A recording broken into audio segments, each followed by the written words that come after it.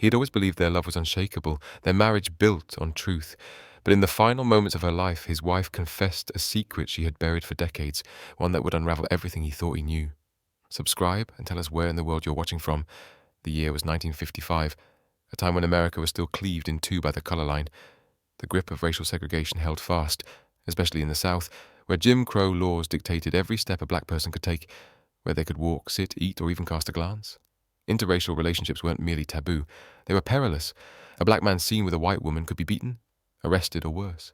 The South enforced these unwritten codes with a ruthless hand, and even the North, though more discreet, offered no true sanctuary. Oliver Bryant knew these truths from the cradle. Born into poverty in a small southern town, he grew up watching his father labor in a factory for meager wages, while his mother cleaned white families' homes, barely spending time in her own. From the moment he could walk, Oliver was put to work. He learned to fix cars alongside his uncles, understanding the language of engines, their hums, their groans, their brakes. By 18, he was a full-time mechanic, one of the few honest trades a black man could pursue without answering to a white boss face to face. Tall and lean, with skin the color of deep mahogany, Oliver carried himself with a quiet strength. It was a presence that unsettled white men and captivated white women, a dangerous balance in the world he knew all too well, and he had never been reckless with that power. He had seen what became of black boys who let their gaze linger too long on white skin, until he met Sarah Whitmore. Sarah had never known struggle. Raised in wealth and privilege, her world was a swirl of lace dresses, garden parties, and etiquette classes. She was molded to become the ideal Southern belle, compliant, soft-spoken, and poised for marriage to a man of her own kind. Her father, Charles Whitmore, was a man of immense influence. His fortune came from shrewd investments and his grip on those around him. He believed in lineage, in racial purity, and in the superiority of those who shared his blood and his skin. But Sarah felt like a stranger in her own life. The rules she was raised to follow felt like chains. While her world demanded obedience, her heart longed for something wild, something real. The night she met Oliver, she was 18. The summer air pressed against her skin as she slipped into a dress deemed too revealing by her mother. Smoke and whiskey hung in the air as she descended the steps into a dimly lit basement pulsing with jazz, a sound as rebellious as the choices she was about to make. Smooth electric notes curled through the room, jazz melodies slipping like smoke through the cracks of segregation, a whispered rebellion in the night. The party was one of the rare spaces where color lines blurred, where young people, black, white, and everything between, gathered in secret. They shared drinks, laughter, and fleeting glances that would be forbidden in the harsh light of day. It was in that stolen moment of freedom that Oliver first saw her. She wasn't like the white women he'd been warned about. There was no fear in her eyes when she met his gaze, no flinch, no shame. She moved toward him with intention, her blonde hair cascading over her shoulders, her blue eyes gleaming with something wild. Curiosity, thrill, defiance. She asked his name. He hesitated. She smiled, and just like that, Oliver found himself speaking, his voice low, careful, as though testing the space between them. They talked for hours. Their words flowed easily, filling the air like music. She was captivated by the world he came from, his voice, his thoughts, his stories. He was cautious, yet drawn in by her boldness, by the way she seemed untouched by the fear that shaped every moment of his life. It was intoxicating. It was reckless. It was inevitable. When the night ended, she told him she wanted to see him again. He knew he should walk away, but he didn't. The first time her father saw them together was a mistake, an accident. Oliver had stayed late at the shop, working under the dim light of a hanging bulb, when Sarah appeared at the edge of the garage, her pale skin bathed in the orange glow of a street lamp. His pulse thundered. She shouldn't be there. It wasn't safe. But before he could speak, a black car pulled up. Charles Whitmore stepped out. Time stopped. Oliver watched the realization hit, the way Whitmore's face twisted in disgust, in fury. Sarah tried to speak, but her father silenced her with a glare that could freeze the summer air. Without a word, he grabbed her by the arm and dragged her away. Oliver didn't move. He knew better. The next morning, a note slid under the garage door. "Stay away from my daughter." It wasn't a warning. It was a threat. But for the first time in his life, Oliver realized he wasn't afraid of men like Charles Whitmore. He was afraid of what he'd risk for Sarah. The following weeks were hell. Sarah was imprisoned in her own home. Her every move watched, every phone call monitored. Her father refused to speak to her, his silence colder than rage. Her mother said nothing, only watching her with eyes that revealed nothing. Sarah fought, she shouted, she pleaded, but her father's will was iron, and there was no court that would hear the case of a daughter who defied the man who owned her world. Still, she found a way. A letter slipped into the pocket of a delivery boy, a message whispered to a maid who once loved someone she was never supposed to, a secret meeting beneath moonlight when the world was asleep. She found Oliver again, and this time she told him what he already knew. Her father would never let them be together. But she had made her choice. She chose him. It was reckless. It was dangerous. A white woman fleeing with a black man wasn't just a scandal. It was a crime. There would be no leniency, no compassion, no second chances. But love had never obeyed the law. So in the dead of night, with nothing but the clothes on their backs and the fire in their hearts, they ran. They ran from the weight of her father's name, from the judgment of a world that would never accept them. They ran not toward safety, but toward the possibility of something real. They had no idea that the true danger had only just begun. The night air was thick with consequence. Sarah clutched the small suitcase she had packed in secret. Just a dress, a few coins, a faded photo of her mother she wasn't even sure why she had brought. It stunned her how little of her life could be carried. She was leaving everything, her name, her home, her status, behind. Oliver waited in the shadows of the old train station at the edge of town. He had no suitcase, no photographs. His life had always been light enough to carry. When she saw him, every part of her wanted to run to him, to throw herself into his arms and let the fear fall away. But she stayed still, steady. There was no time for softness now, no room for doubt. The freight train heading north would arrive within the hour. It was bound for a factory town in Illinois, one of the few places where couples like them could disappear without being hunted. Sarah looked back one last time. She half expected her father's men to come thundering around the corner, dragging her back into the life she had just left behind. But the street was empty. Still, her fear clung to her like smoke. Oliver reached for her hand. Rough, calloused, steady. "Are you sure?" His voice was quiet but strong. Sarah swallowed the lump in her throat. And nodded. They boarded the train under cover of night, slipping between crates and sacks of grain. No one saw them leave. No one knew where they were going. For the first time in her life, Sarah was free. The journey was long, cold, and merciless. They travelled in silence, crouched in the narrow crevice between boxes, their bodies cramped and aching. The rattle of the train wheels echoed through her bones, each clank a reminder that there was no turning back. Oliver barely spoke. He was alert, always listening, always watching.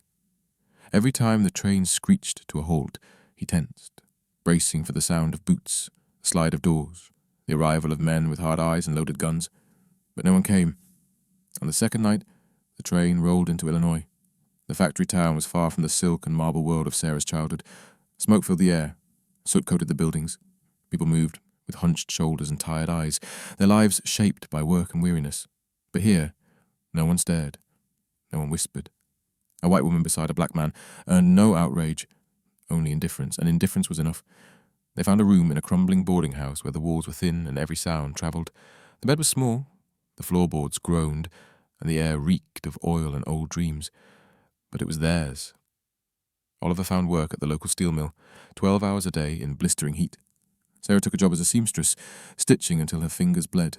The work was brutal, the hours unforgiving. But she never complained. For the first time, this life, hard and humble, was her choice. They married quietly in a small chapel on the edge of town. There were no guests, no flowers, no music. Just the two of them, a preacher with uncertain eyes, and vows spoken soft and true. There was no ring, no celebration, only promises. When it was done, Sarah stood outside the chapel staring up at a grey sky that somehow looked like hope. She was no longer Sarah Whitmore, daughter of wealth and legacy. She was Sarah Bryant, wife to a man the world said she shouldn't love. And yet, she had never felt more herself. Their first year of marriage tested everything. Illinois was safer than the South, but safety didn't mean kindness. Oliver's co-workers kept their distance, unsure how to treat the man who showed up each day with a white wife waiting for him at home. The women in town glanced at Sarah with cautious, judging eyes, trying to decide if she was lost, naive, or just a fool. They were tolerated, never embraced. Money was scarce. Some nights they went to bed hungry. Sarah learned how to repair clothes until they were more stitch than fabric.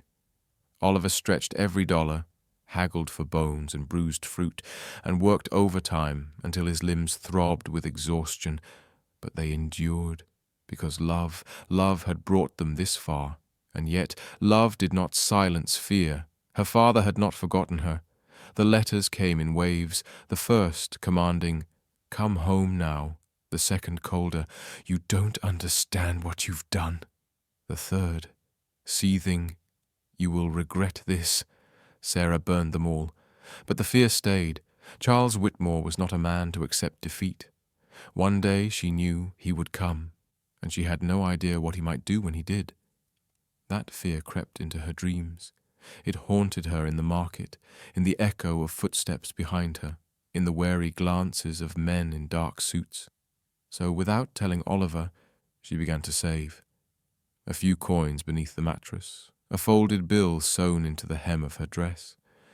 She told herself it was nothing, just in case. A habit born from fear, not from doubt. But deep down she knew. She had chosen Oliver. She had built a life with him. But some part of her still braced for the day she might have to run again. Years passed. Life in the factory town became rhythm. Never easy, never comfortable, but real. A pattern of work and rest, of scraped knees and tired smiles, of quiet victories and quiet losses. Oliver worked himself to the bone. Oliver came home each night with aching muscles and soot-streaked hands. His clothes smelled of smoke and steel. His shoulders bowed from the relentless weight of labor. Sarah worked late into the night, stitching seams until her fingers split. Her once soft hands now tough with calluses. They were building a life, slowly, tenderly, piece by fragile piece. Then came their first child. Sarah had imagined joy. She had pictured the moment she would place her newborn in Oliver's arms and feel only light. But when she first looked at her baby boy wrapped tightly in flannel, her heart did not fill, it sank, because she felt guilt. Not because of this child, but because of the one who had come before. She'd been 17, a different girl in a different world. Her family had hidden the pregnancy behind high walls and closed curtains, telling the neighbors she was ill, shielding the Whitmore name from shame. When the child was born, another boy, she had barely touched him before he was taken away. Her father had handled everything, a private adoption, a quiet payment, no records, no trace, no future where the baby could ever find her. She had cried for weeks, then trained herself to forget, told herself it was mercy, told herself he would have a better life, free of scandal, free of her. And then she met Oliver, and the past was buried beneath love and survival. But holding this new child, her son with Oliver, brought it all back. The memory clawed its way out of the grave she'd made for it. She had another son, one she had lost before he'd even had the chance to know her. She never told Oliver. She couldn't. That secret sank into her bones, a quiet, relentless ache she carried like a second spine. They named their son Isaac. He grew quickly, his skin a rich, beautiful blend of theirs, his eyes sharp like his father's, his smile soft like hers. He was the first thing they had ever truly made together, a living testament to their love. And still, Sarah couldn't shake the hollow place inside her. She dreamed of the son she had given away, wondered if he looked like Isaac, if he had her nose, if he had Oliver's steady eyes, wondered if he ever thought of a mother he never knew. But she said nothing. Instead, she poured every piece of herself into Isaac, into Oliver, into the fragile life they were trying to hold together. And the years kept moving. Another child came. Margaret. Wild, radiant Margaret, with a voice that filled every corner of their tiny home. She had none of her mother's quiet, none of her father's reserve. She was a storm in a little girl's body, and Sarah adored her. But the secret grew heavier.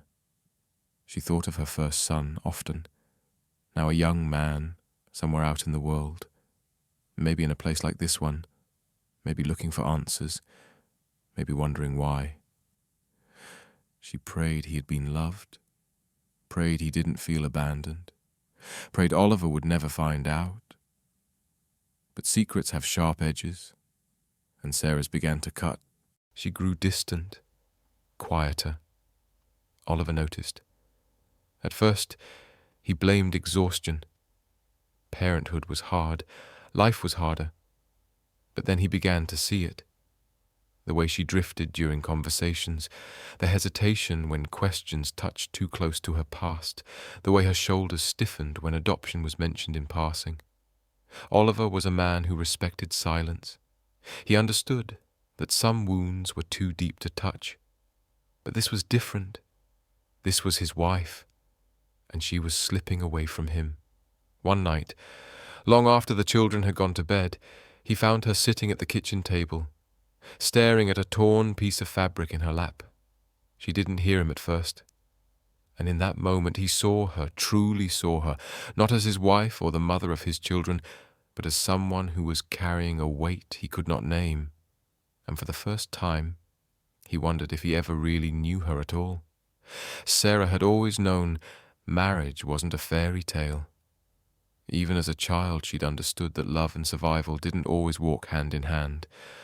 But what she had not expected was to live in a marriage built on both. Oliver was good, solid, steady. He worked himself raw to provide for her and the children. He never complained, not once. And he loved her. She never doubted that. But she did not marry him for love. She married him because he was the only person in her life who made her feel like she had a choice. She hadn't married Oliver out of love. She had married him out of fear.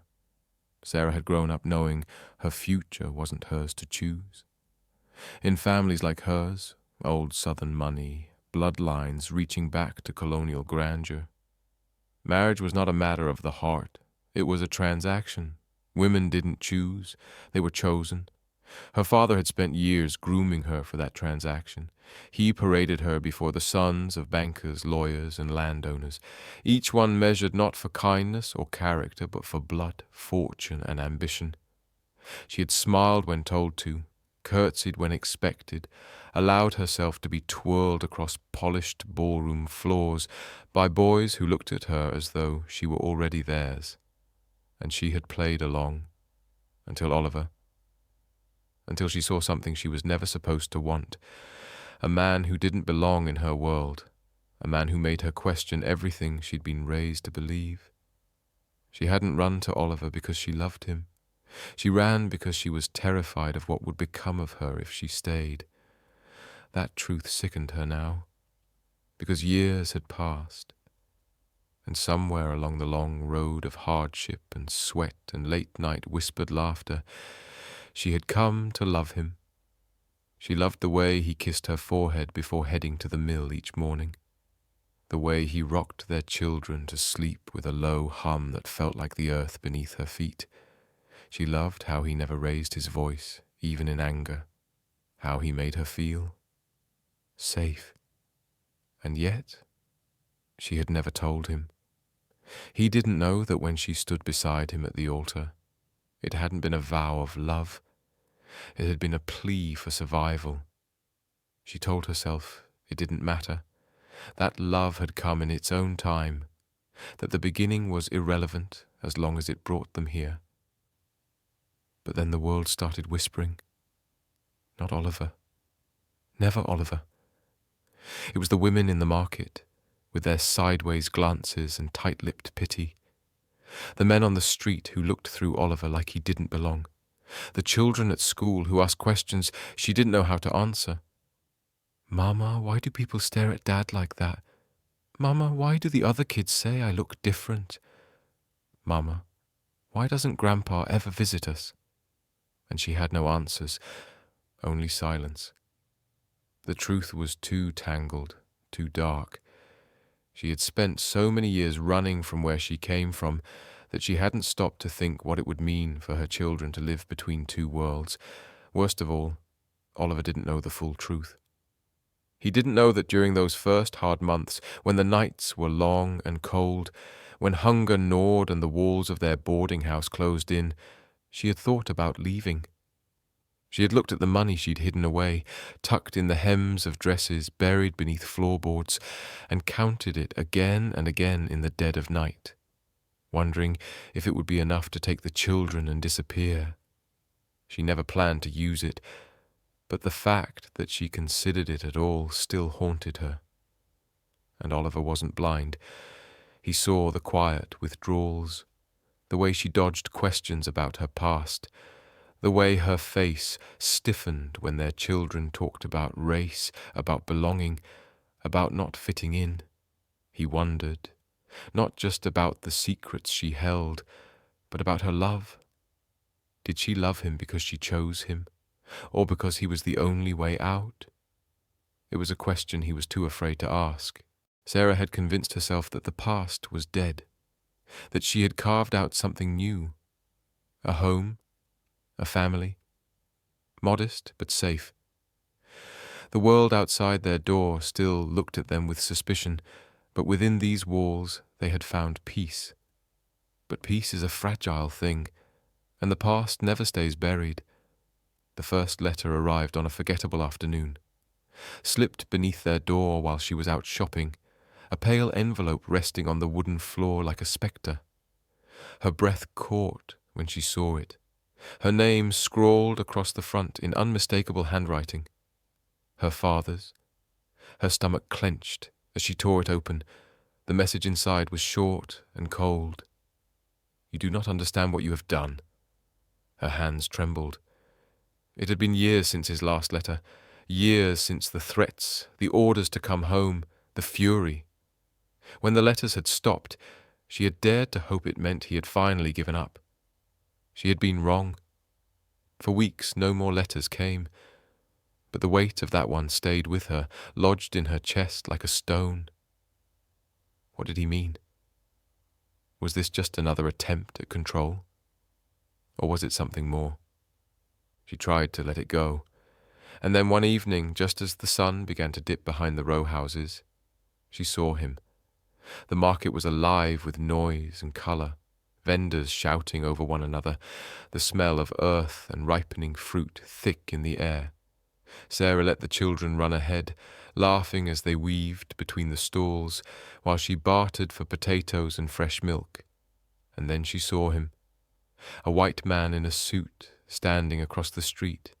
He wasn't shopping, he wasn't speaking, he was watching. A cold shiver slid down her spine. She told herself it was nothing, just a trick of the light, her imagination playing cruel games. But the next day, he was there again, and the day after that, always at a distance, always watching. She didn't tell Oliver. She already knew what he would say. "You're seeing things. You're letting ghosts chase you. Or worse, if it is your father, we need to confront him." But she didn't want confrontation. She wanted the past to stay buried. Then the second letter came. This one wasn't from her father. The envelope was smaller, the handwriting unfamiliar, but the message inside chilled her to the bone. "I know who you are." Her heart stopped.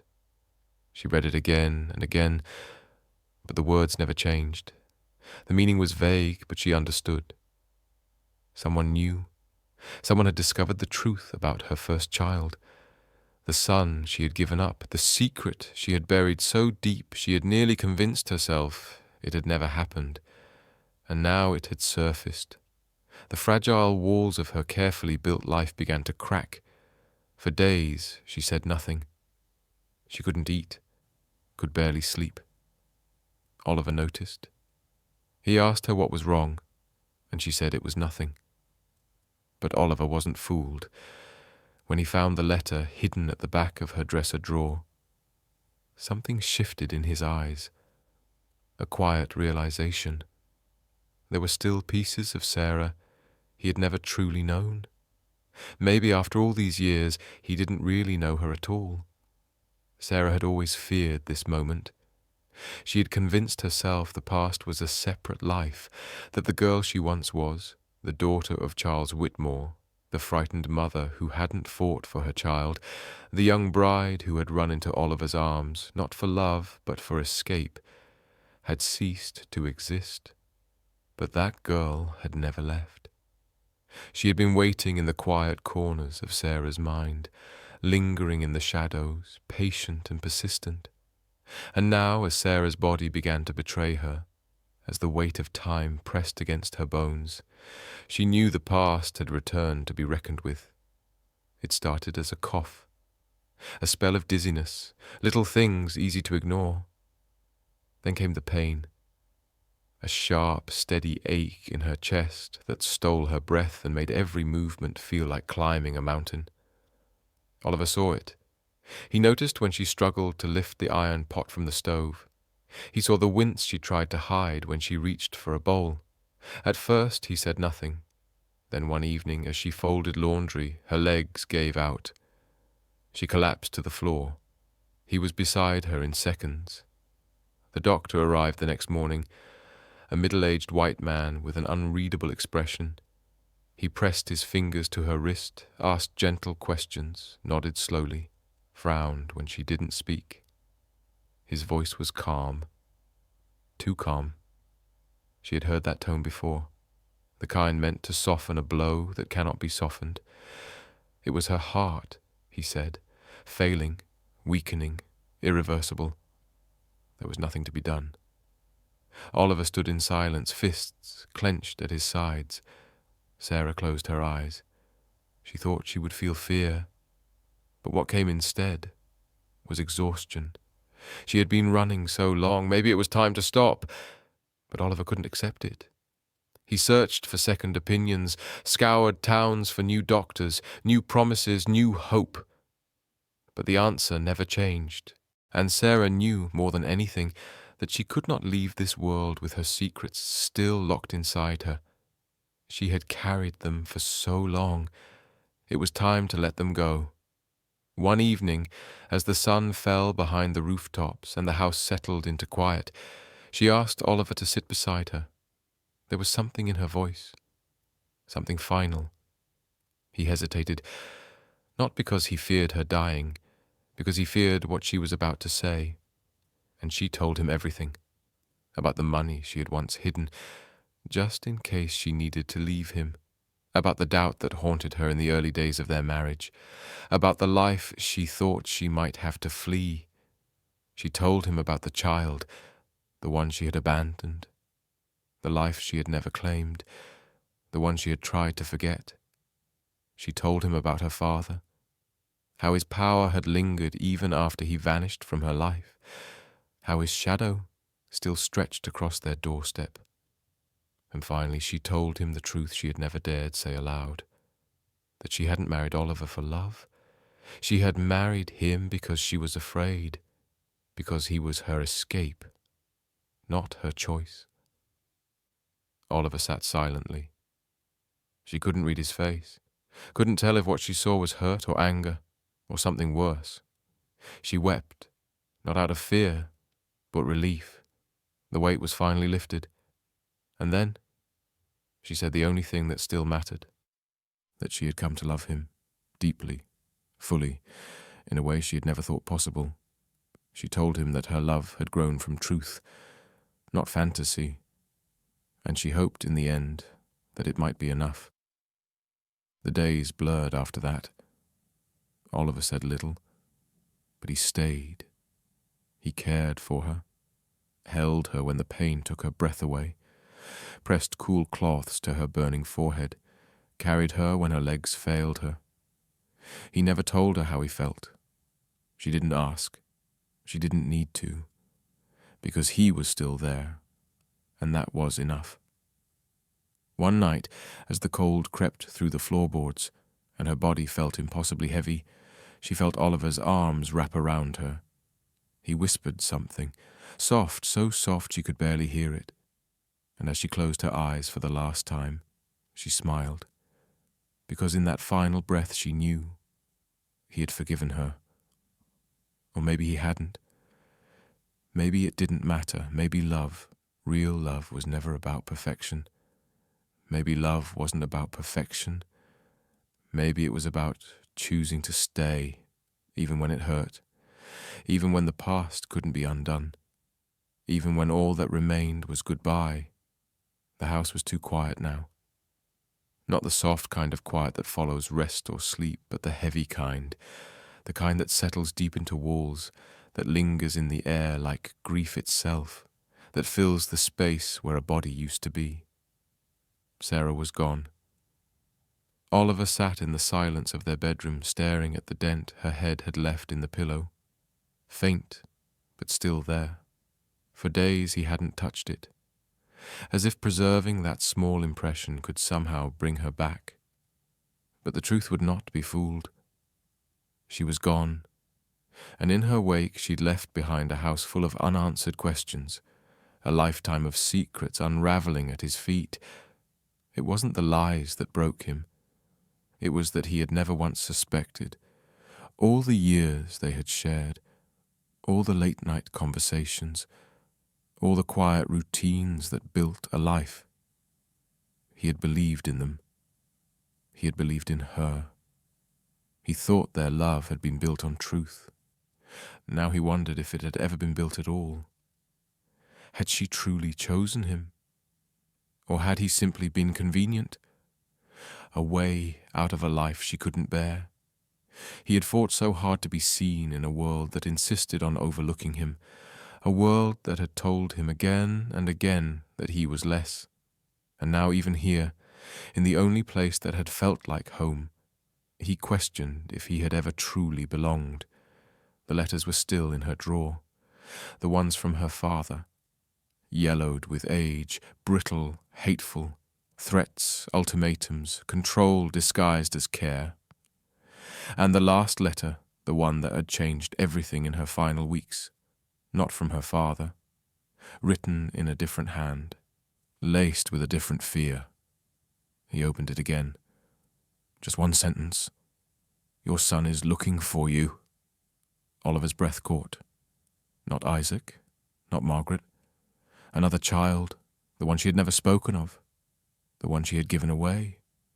He tightened his grip on the letter, the paper crumpling between his fingers. A whole life she had hidden. A son who had been out in the world searching. A son he had never known existed. And now Sarah was gone. And the questions had no one left to answer them. For the first time since her death, he wept. Not just for her, but for the life they had built. A life he had believed was real. A life he now saw had been haunted by shadows. The house felt colder now, not because of the missing footsteps or the absence of her voice, but because of the weight of everything she had never said. He had believed he knew her, believed their love had been foggy,